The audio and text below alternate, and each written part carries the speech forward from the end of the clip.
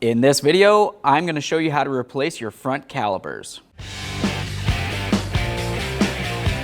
The first thing you're going to want to do is safely raise and support the front of your vehicle so the wheel's off the ground. After that, continue on by removing all 5 of your 21mm lug nuts.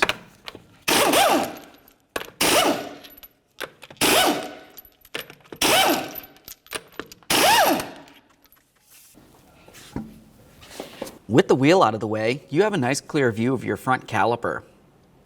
Before you start removing the caliper from the car, make your way up to the flex hose. We're going to restrict brake fluid from making its way down to the caliper. Now, once you have some sort of restriction device on the flex hose, continue on to the banjo bolt. That's this bolt right here that holds the flex hose to the caliper. We'll use a 14. We're just going to break it free and then snug it up lightly, just so it doesn't drip. Now, once you have that broken free and re-snugged, continue on to your 2 17mm caliper bracket bolts.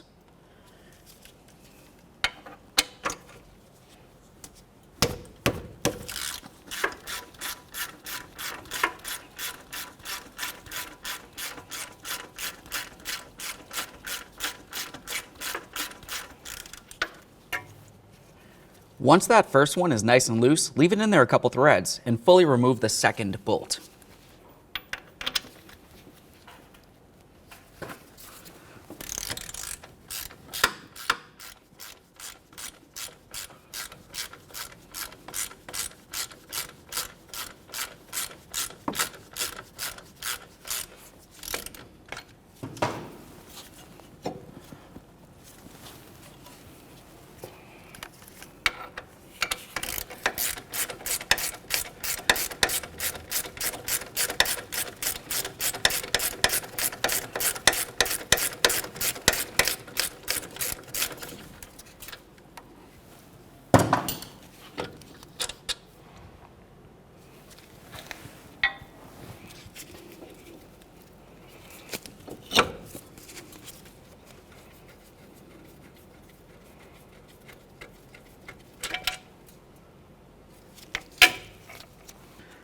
Now we can carefully remove the caliper from the rotor.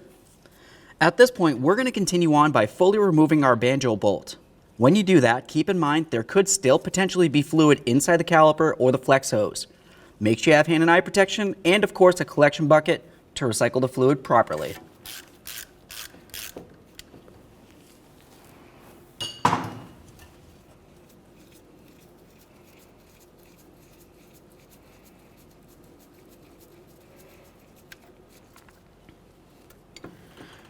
Now we'll make sure we empty this out into our collection bucket. Now over at the bench, let's continue on by removing our original pads. Generally for this, you can just press from the back towards the center.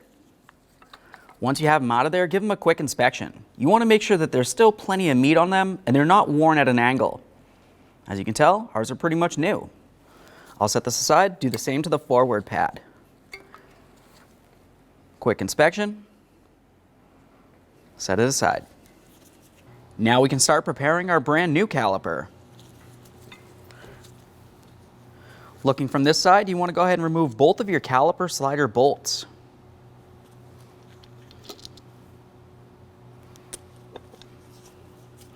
Once you have those off of there, continue on to your banjo bolt. You'll notice that the banjo bolt has 2 gaskets on there. That's important to know because you will be using these.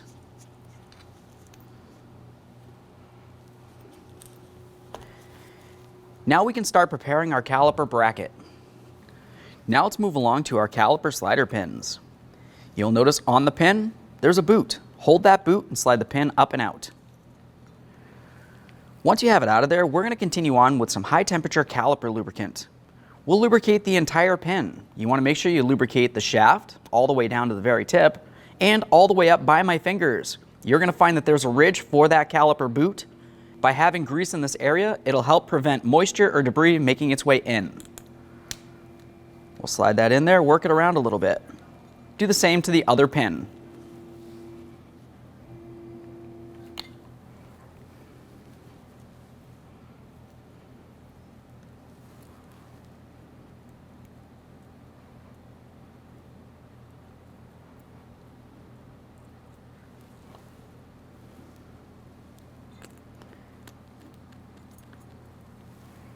Let's continue on with some more of our high temperature caliper lubricant. The areas that you want to lubricate is all inside these grooves. You're going to find 2 grooves on either side of the bracket. Lubricate both sides of the bracket.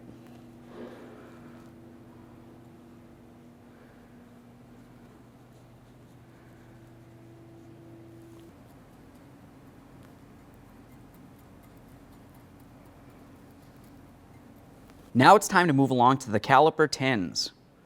Now you want to have a look at all of your tins. You're going to find that you have 2 that have this little piton facing off to one side and 2 that have it facing to the other. We're going to use one of each for both sides of the bracket.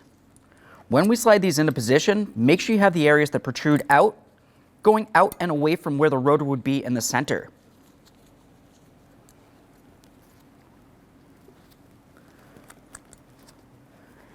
Make sure you press them in as far as you can. Give them a little wiggle to make sure they're completely secured in place. Do the same on both sides of the bracket.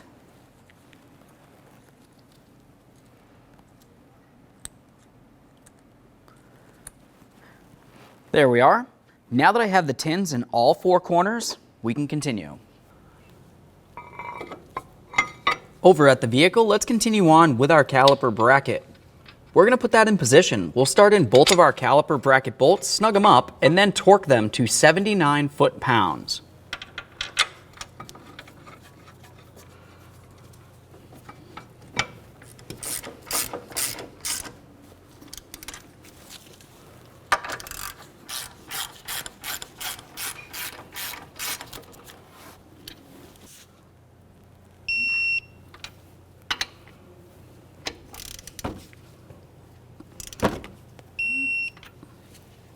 Time to continue on to those brake pads. Now when you install these, it's important to make sure that you put them back in the proper placement as when you remove them. The inner pad goes on the inside.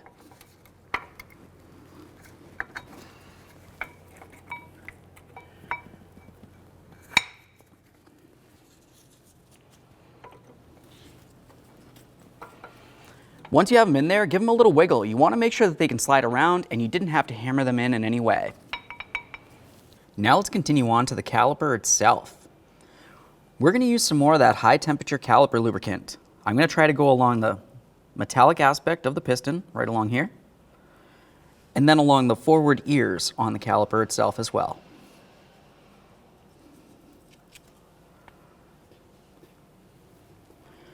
Let's slide this into place over the brake pads. Start on both of your caliper slider bolts. We'll bottom these out and then torque each of these to 25 foot-pounds.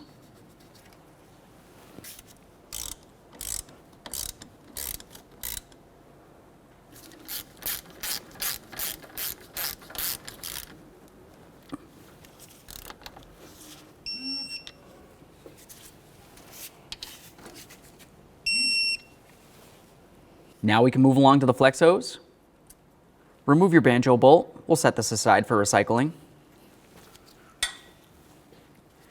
After that, you're going to continue on to your gasket. For this, I'll just use a small pocket screwdriver. Carefully pull it off of there. We'll set that aside for recycling as well. The next thing you want to do is clean up the area of the flex hose on both sides where your new gaskets are going to go. Make sure you inspect both sides to make sure it's not rotted or pitted. Now let's continue on to our brand new banjo bolt and brand new washer. You'll notice that I have one slid right down to the base of the banjo bolt. Now I'm going to take that and put it through the back side of the flex hose. Once I have that through, I'll continue on with my other washer. Slide that right in there.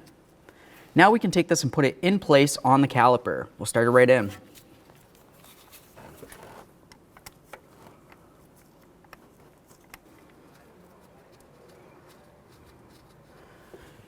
Now you'll notice as I have the banjo bolt started in, I'm also making sure that the locating little piton on the flex hose is lined up with the corresponding hole on the caliper.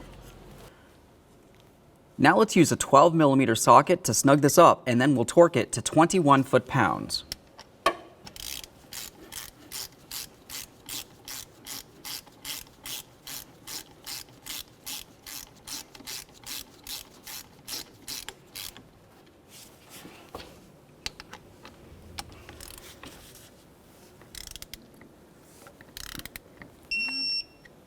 Go ahead and remove the flex hose restrictor.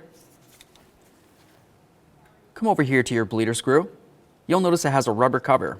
Remove that cover. Now the next thing you're going to want to do is do a gravity bleed on this. What I mean by that is you want to hop inside the passenger compartment, pump up the brake pedal till it feels as though it's getting firm. Release it and make your way back down here to the bleeder screw. We use an 8mm wrench to loosen this up. Once you have it open, you want to wait until you see a steady trickle of fluid coming out of this. Typically, you're going to see a whole bunch of air bubbles, a little bit of fluid, and then eventually the air bubbles will go away. Now that I have a steady trickle of fluid that was coming out of this, I went ahead and closed it off. We're going to have to do a manual bleed on this. Essentially, when you do that, it's going to be easiest having two people. One person up top inside the vehicle pumping the brake, and then the second person down here with their 8mm wrench. Let's have the person up top pump the brake 3 times and hold it on the third. Go ahead and pump, please.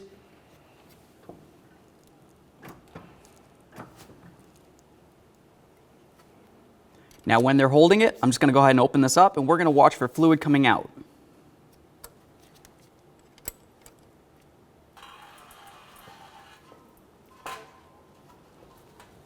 We'll close that off. Now we're going to have to continue doing this process until we see no air coming out of the bleeder screw. This can take several times. Go ahead and pump the brake.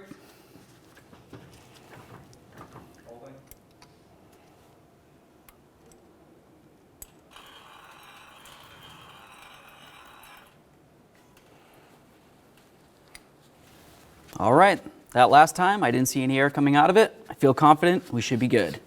Let's continue on by wiping this down and putting on our cover.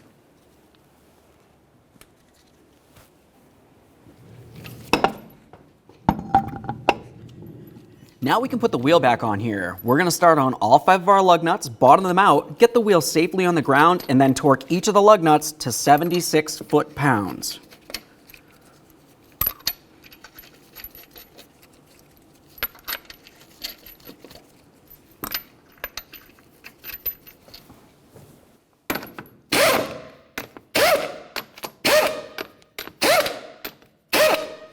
With the wheel safely on the ground, let's torque these in a crisscross manner.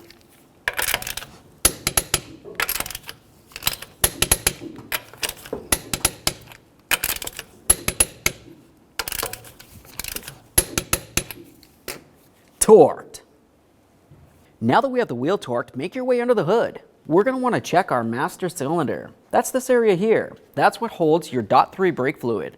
Go ahead and take a peek. Make sure it's topped off. If it isn't, you're going to want to top it off up to the maximum line with .3. To easily gain access to fill this, come right along here. I'm going to pull on this seal. This area right here should pop up. Come further down, pop this one up as well. Set that aside. Once you've done that, we'll continue on to these 2 locking tabs. Squeeze them in, lift this up. Now you can make your way right down here. Make sure there's no dirt or debris in the area. Carefully lift this up and then top it off as needed.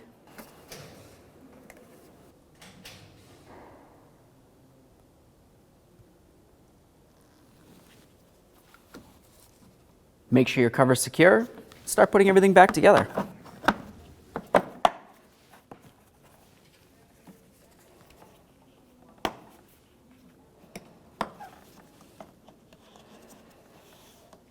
All right, at this point, you're clear to go ahead and close that hood, take it for a road test, make sure you don't hear any funny noises. Thanks for watching. When only the best will do, demand TRQ. The only company that lets you view before you do. TRQ is committed to offering the highest quality aftermarket auto parts that are engineered for peace of mind. Thanks for using and viewing with TRQ.